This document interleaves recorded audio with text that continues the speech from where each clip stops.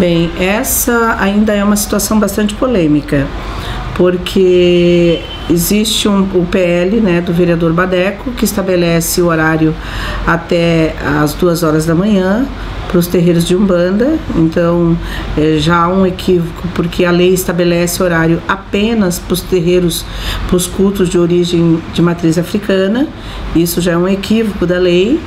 E o segundo equívoco é que tem uma lei que trabalha com a questão dos sons e dos ruídos, embora a gente não concorde com essa lei, que ela trabalhe com a questão cultural de matriz africana, questão cultural histórica. Ela trabalha com esses elementos, e essa lei, que é a 03 de 99, ela estabelece os horários, mas nós hoje teríamos até às 7 da manhã para fazer os nossos cultos, né, pela 03. O que vai estar colocado seria a questão do som dos atabaques, a questão dos decibéis, porque a lei que trabalha com a questão de sons e ruídos, ela não estabelece horários, ela estabelece sons que podem ser feitos em determinados horários. Então tem uma altura de som para o horário até as 2 da tarde, outra altura de som até as 10 da noite e outra altura de som das 10 da noite até as 7 da manhã.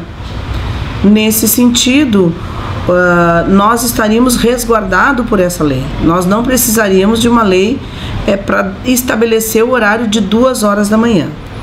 Outra questão polêmica com relação ao horário é que os cultos de matriz africana, eles não têm um horário estabelecido. As entidades que são divindades, né, que vêm para saudar, que têm relação com o meio ambiente, elas não têm horário para chegar e muito menos horário para ir embora. Então, o horário de 2 horas da manhã, ele só vem a prejudicar o desenvolvimento dos cultos. Se nós já temos hoje uma repressão racial dos evangélicos muito grande nas nossas casas, esse tensionamento ele tende a aumentar, porque agora há uma lei que legisla para o funcionamento até as 2 da manhã. Então isso é muito ruim. Então por isso nós não concordávamos. Nós tivemos uma audiência pública chamada pelo vereador Lino, que discutimos sobre a questão do horário dos terreiros. Nessa audiência pública, as pessoas pediram a suspensão do PL, porque se um PL, nós entendemos que um projeto de lei, ele tem que servir para melhorar a vida das pessoas e da cidade. Se esse PL não vai melhorar a vida das pessoas e nem da cidade, vai prejudicar o que hoje acontece, principalmente porque os cultos de origem africana são questões históricas, são questões de tradição de matriz africana, elas são preservadas por leis federais, ela está amparada pela Constituição Federal. Então nós não podemos ter uma legislação que legisle para apenas uma vertente religiosa. Então essas foram questões que os pais de santo, mães de santas, zeladores, quando estiveram aqui na Câmara de Vereadores, alertaram para essa situação, pediram a suspensão do PL, mas infelizmente o vereador não quis suspender o PL, deixou tramitar. Ele já foi à votação agora no dia 2 de setembro, em primeira votação ele foi aprovado, com apenas o voto contrário do vereador Lino, os demais votaram favoráveis. Então é uma questão bastante complexa, porque daqui a pouco nós não teremos mais elementos culturais dos diferentes povos. Nós teremos uma homogeneidade de cultura que não é isso que queremos. Nós queremos respeito, nós queremos ser respeitados naquilo que fazemos, naquilo que lutamos e naquilo que sentimos. Não teria também não seria inconstitucional se legislar em cima de uma questão religiosa, uma vez que esse é um Estado laico? Também é. Nós estamos com um GT de advogados que está discutindo essa situação para poder ver como é que ela vai se dar na casa e poder então fazer os trâmites legais que serão necessários a partir do momento se a lei for aprovada.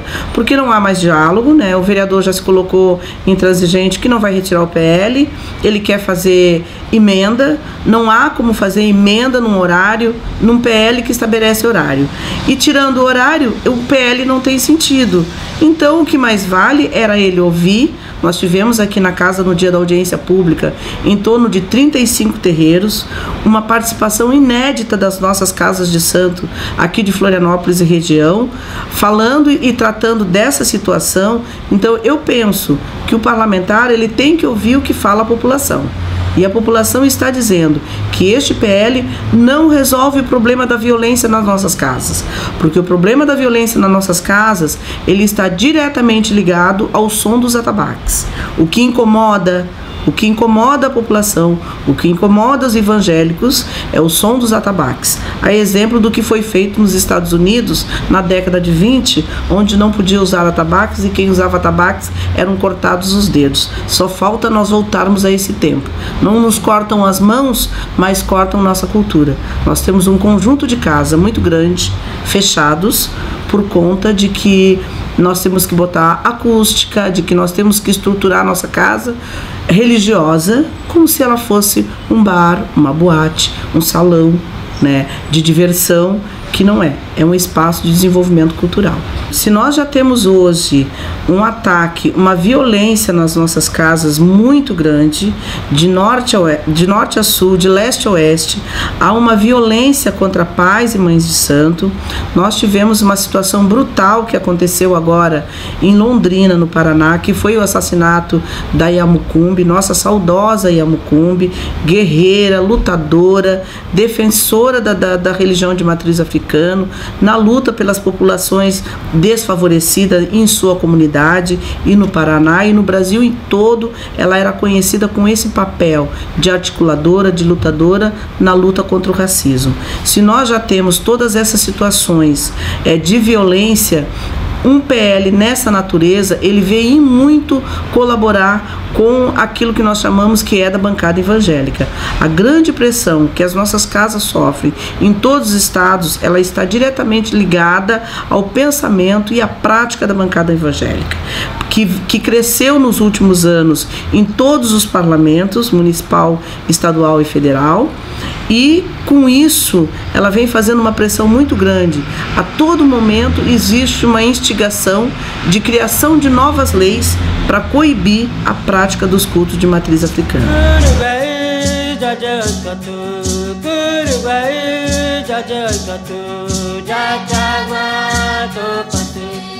Ja changa to pase